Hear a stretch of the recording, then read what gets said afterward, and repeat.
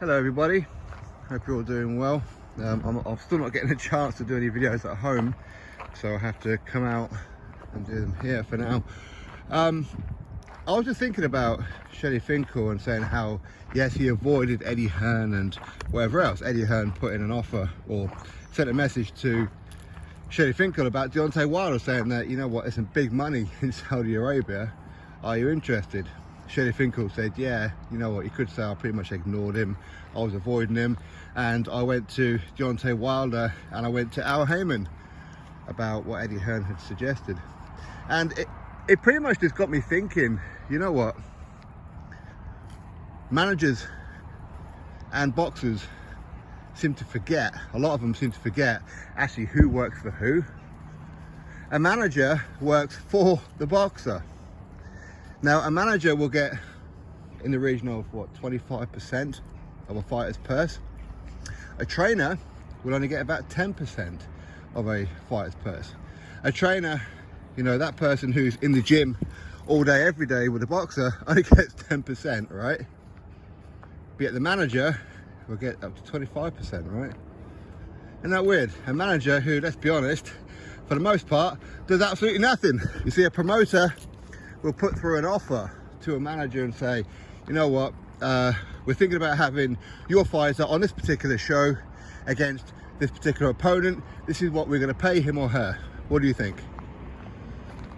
At that point, a manager is supposed to go over to the boxer and the trainer usually as well and say, you know what, we've had this offer for this amount of money, what do you think? The fighter will make a decision. The manager will then go back to the promoter or the network, whatever, and say, yes, we accept, or no, we don't, or yeah, maybe we would if you add a bit extra money on top of it. That's pretty much a manager's job. Easiest job in the world. Easiest job in the world. I don't care who you are. I don't care what you say. The easiest job in the world. It is. All you're doing is relaying information to the fighter and the promoter. That's all you're doing. But yeah, a trainer who's there all day, every day, making sure that the fighter is eating the right food, getting up in the morning, going for their runs, doing the pad work, coming up with a game plan, is the shoulder to cry on, whatever, and it gets 10%. That's mad, isn't it? That is absolutely mad. So I'll say all that to say this. I've said it time and time again. I wish fighters would quickly realize who is actually the boss. I wish, for the most part, fighters were actually their own managers. I really do. But unfortunately, a manager is the one with the black book, with the telephone numbers, with the contacts to try and get them fight dates. But again, a manager, in theory, should go out there and get them sponsors and whatever else. We know a lot of them don't. That's the reality of it. But if you'll cast your minds back as well, when Luis Ortiz was offered, was it 7 million? First offer was 6 million. Then it was 7 million to fight Anthony Joshua. Luis Ortiz's own manager, was it Jay Jimenez, said no. No. Turned it down without even speaking to Luis Ortiz. And then quickly had to backtrack a lot of it afterwards and say, hey, listen, you know what, if the offer's still on, you know what, maybe we can still talk about it. But basically, he told Luis Ortiz what happened. You see, I'm finding a lot of this happened over at the PBC.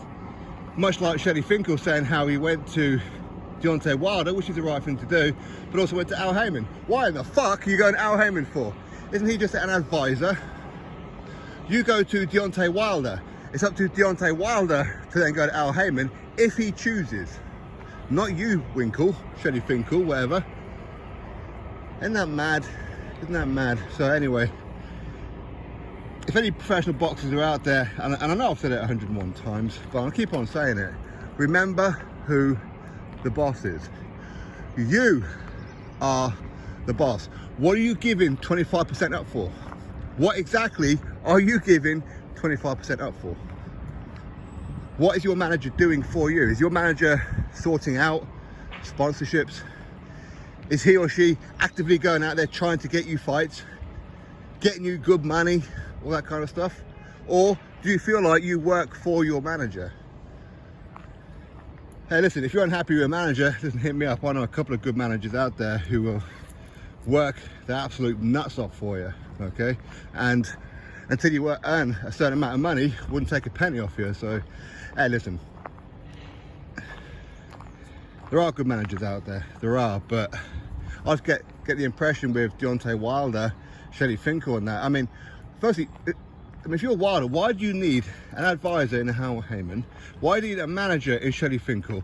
And why do you need another manager in JD's, plus another coach, trainer in JD's as well, plus Malik Scott is your trainer as well? Why do you need all that? Are there not too many people with their hands out? It's mad, isn't it? I mean, surely a fighter should only really need like a trainer who's also a manager as well. That would be great, wouldn't it? I mean, that'd be the ideal world, wouldn't it? But whereas the trainer manager then only gets the one cut, so like, I don't know, 25% for example, don't worry about the trainer's fee, 25%, that's more than enough, isn't it? Because let's be honest, a 25% for a manager is absolutely outrageous. It really is. So anyway, it just got me thinking, that's all, that I think that too many fighters out there forget who is the actual boss. Your manager is not your boss. You may have a contract with your manager. You may well have one, but if your manager is not delivering, you have every right to tear that thing up. Drop your thoughts below, click thumbs up, subscribe. Catch you next video.